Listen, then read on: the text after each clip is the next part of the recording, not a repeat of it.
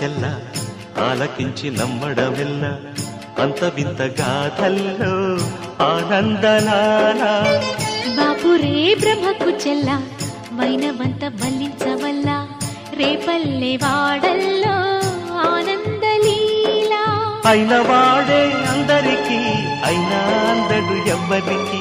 అయిన వాడే అందరికీ అయినా అందడు ఎవ్వరికి బాలుడా గోపాలుడా లోకాల పాలుడా తెలిసేది ఎలా ఎలా చాంగుఫళ